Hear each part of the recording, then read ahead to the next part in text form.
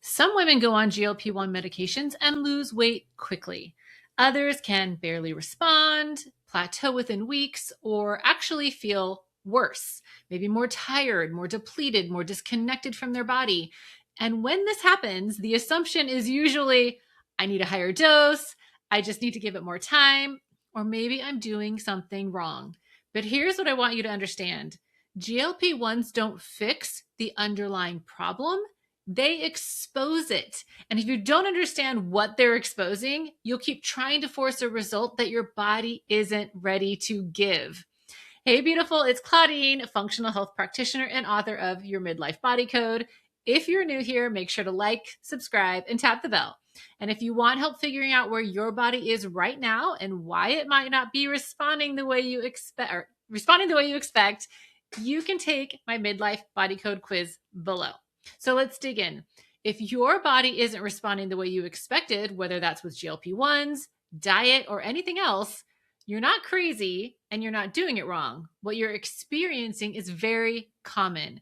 The problem is no one is explaining why it's happening in a way that actually makes sense. So today I want to walk you through why GLPs work for some women, why they don't work for others, and what your body might be trying to tell you if you're not getting the results you expected. So first of all, let's talk about what GLP-1 medications are designed to do. So they are designed to reduce appetite, slow digestion, and improve insulin signaling. So yes, they can absolutely support weight loss. GLP-1s change what's going into your system, and they can influence metabolism, but they don't repair the underlying function. Because here's the distinction that matters. They help regulate the system. They don't rebuild the system. That means that they can improve blood sugar control, they can improve appetite regulation, but they don't fix how your body produces energy at the cellular level. They don't fix whether your body has enough nutrients to function properly. And they don't fix why your body was struggling in the first place. And yes, there are differences between the various GLP-1 medications and newer versions that hit multiple pathways. But even with those, this foundational issue still applies. So if these underlying pieces aren't in place, you may see some progress, but it often doesn't last, or it might not feel good. So most women go into this thinking, this is going to make things easier. And sometimes initially it does. They eat less, the scale moves, and it feels like something is finally working. But then energy starts to drop, sleep gets worse, workouts feel harder, progress slows down or completely stops. And that's when the confusion sets in. Because now it's, wait, I'm eating less, so why am I not getting more results? And this is the moment where most women assume they need to push harder, they need to restrict more, they need to increase the dose. But that's not usually the solution. Here's what's actually happening underneath. There are very specific patterns that I see when GLP-1s don't work the way someone expected them. So number one is that blood sugar instability is still driving the system. What do I mean by that? Well, if your blood sugar is already dysregulated, meaning your body is constantly trying to stabilize energy throughout the day, and this can happen when you're not eating consistently, internal or external pressure, or your meals aren't giving your body enough to work with. So instead of steady energy, your body is constantly trying to catch up. And that can look like feeling fine and then crashing later in the day, or getting shaky, irritable, or anxious if you go too long without eating, maybe craving sugar or carbs, even when you're trying to eat healthy, feeling better after you eat, but it doesn't last. These are not a willpower issue. These are your body trying to regulate energy. And if that's happening, suppressing appetite doesn't fix it. It just gives your body even less to work with. Number two, and this is a big one, this is one of the biggest issues I see, is that you're already under fueling. So I especially see this in high achieving women because you're already eating clean, you're eating less, maybe you're skipping meals, you're probably pushing through fatigue, and then you add a GLP-1, and now your body has even less coming in.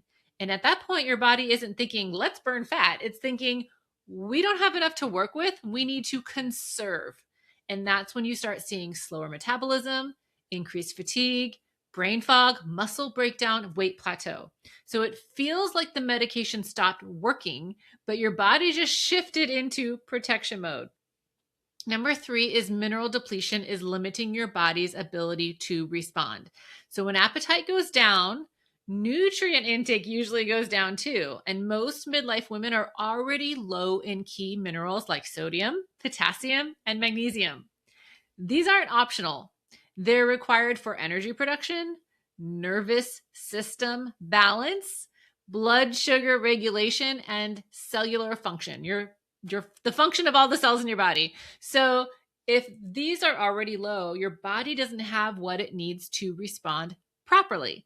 And this is where it shows up in ways that most women don't connect. So thinking like low energy, even when you're doing everything right, feeling lightheaded or off if you haven't eaten. Maybe your heart is racing, or you're feeling anxious for no clear reason, or you're having trouble sleeping, or you're waking up in the middle of the night.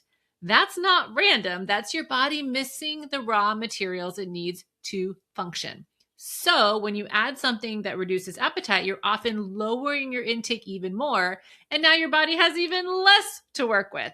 And no medication can override that. Now, the number 4 is that your nervous system is already maxed out.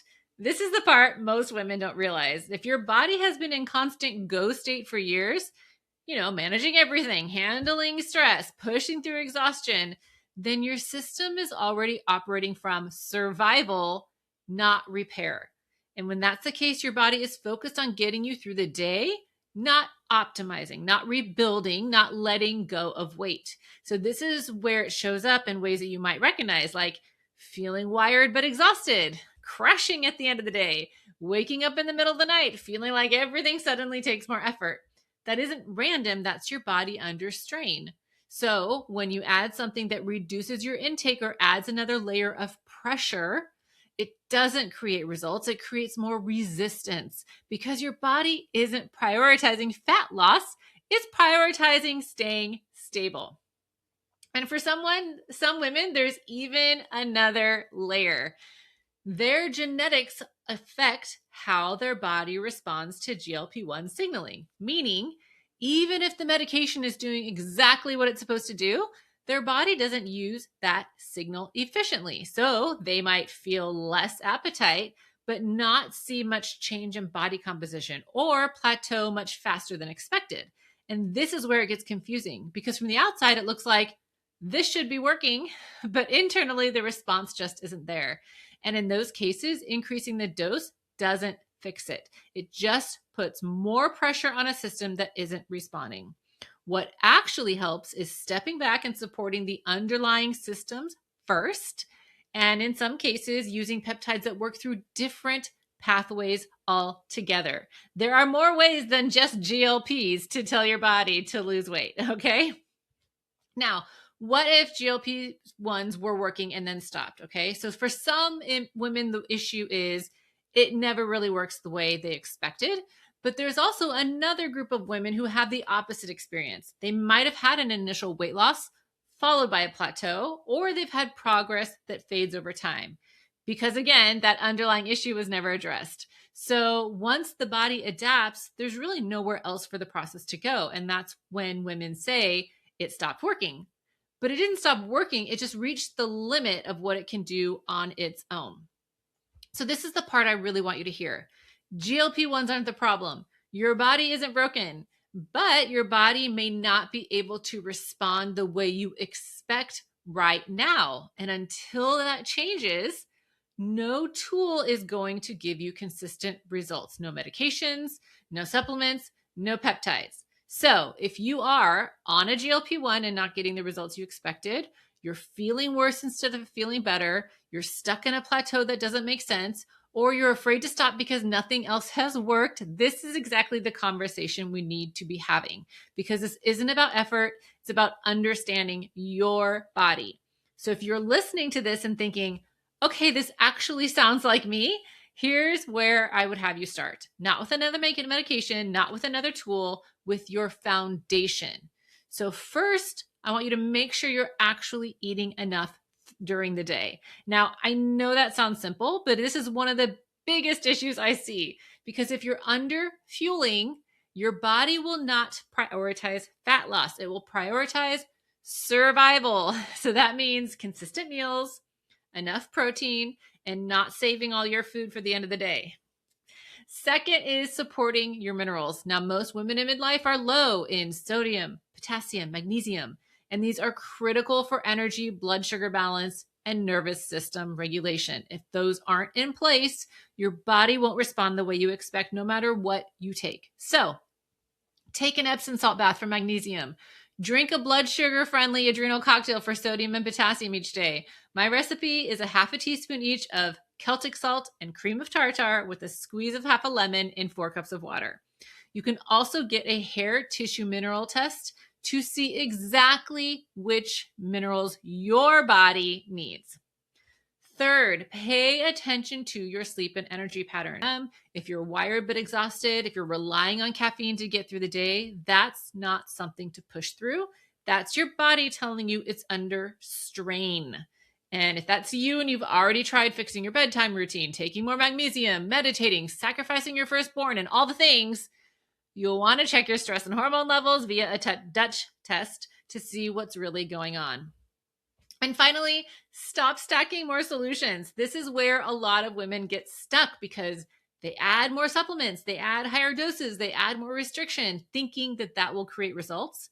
But if your body isn't responding, adding more isn't the answer. Understanding what's missing is. That's where testing and personalized protocols can help.